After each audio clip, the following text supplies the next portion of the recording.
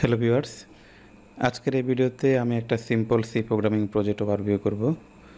Simple বলতেছি এটার কারণ হলো 2টা নাম্বার নিয়ে ক্যালকুলেশন করতে পারে এটা শুধু। তবে সিম্পল হলেও এখানে একটা ইন্টারেস্টিং ফিচার আছে, সেটা হলো আমরা আমাদের যত ক্যালকুলেশন আছে সব কিন্তু আমরা হিস্ট্রি আকারে সেভ করে রাখতে পারি একটা ফাইলে। ফর এক্সাম্পল আমি একটা ক্যালকুলেশন করছিলাম, আমি যদি এখন হিস্ট্রি চেক করি তাহলে দেখব যে এই যে এখানে আমি 3^2 = 9 এটা হচ্ছে আমি ক্যালকুলেট করছিলাম এবং এটা হিস্ট্রি আকার সেভ আছে। তো লেটস আমি ক্লিয়ার করে দিই কনসোলটা। ক্লিয়ার হিস্ট্রির জন্য আমাদের কি করতে হবে, না ক্লিয়ার হিস্ট্রি না, ক্লিয়ার কনসোলের জন্য করতে হবে L. Now let's try to calculate something. Okay, আমরা যদি এখন যোগ করি, আমি যদি হচ্ছে 5 এবং 6-এর যোগ দিই, প্রথমে অপারেটর দিলাম এবং হচ্ছে 5 এবং 6 দিলাম, এখন 5 আর 6 11। আমি যদি হিস্ট্রি চেক করি তাহলে দেখব যে এই যে 5 আর 6 11 এটা আছে।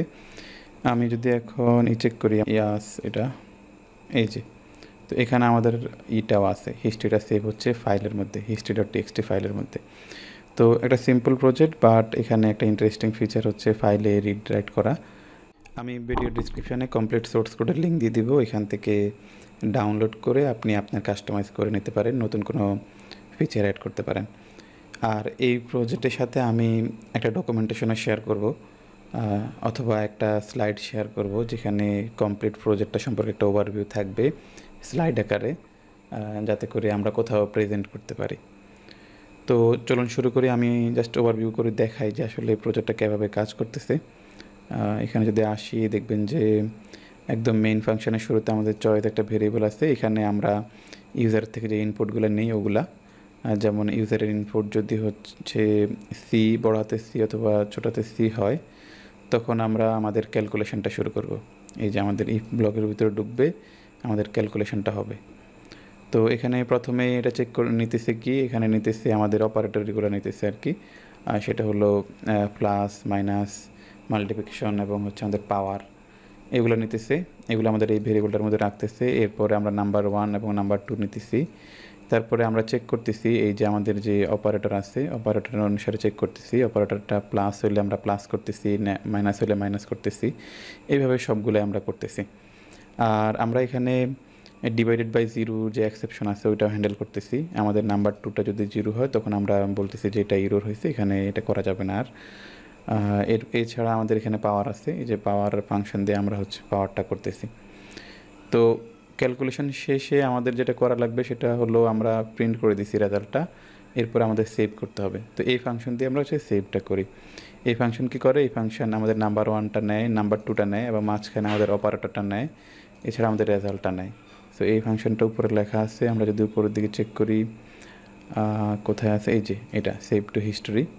তো এই যে এখানে নাম্বার 1 নিল, নাম্বার 2 নিল এবং অপারেটর নিল এবং আমাদের রেজাল্ট নিল। এই সবগুলো নেওয়ার পরে এটা আমাদের যে ফাইলটা আছে উপরে আমরা ডিক্লেয়ার করছি একটা ফাইল, এই ফাইলটা হচ্ছে সে ওপেন করতে চায়। ওপেন করার জন্য সে এখানে প্যারামিটার হিসেবে এই পাস করে, এই এর মিন হচ্ছে যে সে ওপেন করার চেষ্টা করবে এই ফাইলটা।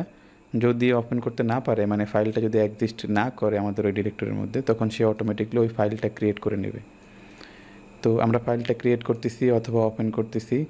তারপরে আমরা যেই প্যারামিটারগুলো পাস করছি ওই প্যারামিটারগুলো আমরা এখানে একটা নতুন লাইনে রাইট করতেছি। এই যে এ প্রিন্ট, এটা হচ্ছে আমাদের ফাইলের মধ্যে প্রিন্ট করে, মানে ফাইলের মধ্যে রাইট করে।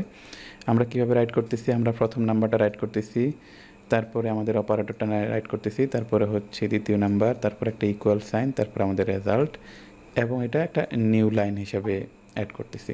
আমরা যদি আমাদের ফাইলের মধ্যে দেখি তাহলে দেখবেন যে এই যে সেম, আমাদের প্রথম নাম্বারটা অপারেটর, দ্বিতীয় নাম্বার ইকুয়াল সাইন এবং রেজাল্ট। তো এইভাবে আমরা রাইট করতেছি।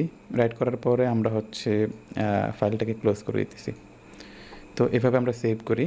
আর সেভের পরে আমাদের পরবর্তী চয়েস আছে এই যে এটা এইচ, যদি আমরা দিই তখন আমরা সবগুলো হিস্ট্রি আমরা শো করতে পারি। তো এটা কীভাবে কাজ করে, এটা সিম্পলি আমাদের এই যে এখানে সিম্পলি আমাদের ফাইলটাকে রিডিং মোডে ওপেন করে, তারপরে এইখানে এই যে এখানে একটা লাইন ক্যারেক্টার ভেরিয়েবল নিতেছে অ্যারে, এখানের মধ্যে আমাদের প্রত্যেকটা লাইন, আমাদের ফাইল থেকে প্রত্যেকটা লাইন সে আমাদের এই ভেরিয়েবলে নেয়, নিয়ে তারপরে প্রিন্ট করে।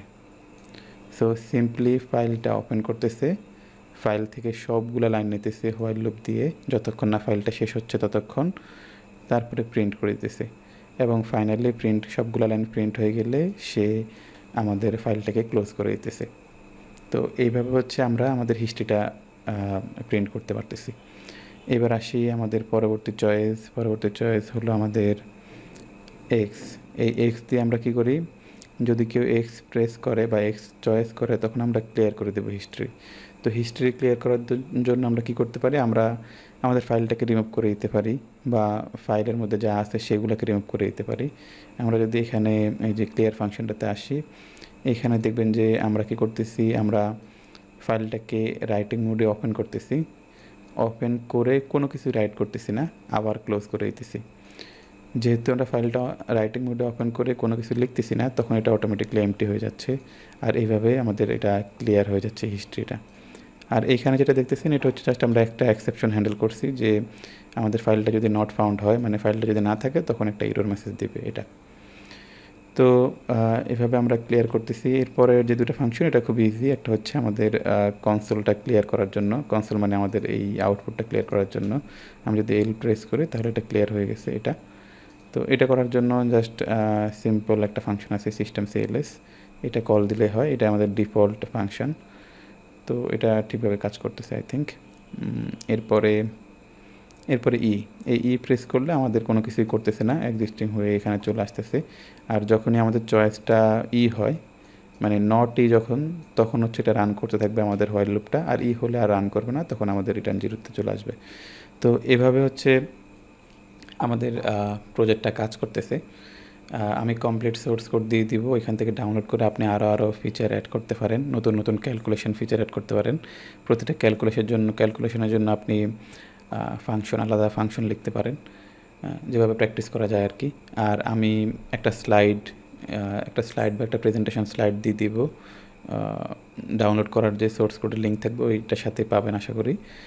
আর একটা ডকুমেন্টেশনও শেয়ার করব যে কীভাবে এই প্রজেক্টটা করতে পারি, এখানে আর কী ইমপ্রুভমেন্ট করতে পারি, কীভাবে অ্যাকচুয়ালি কাজ করে। তো আজকের ভিডিও এতটুকুই, থ্যাংকস।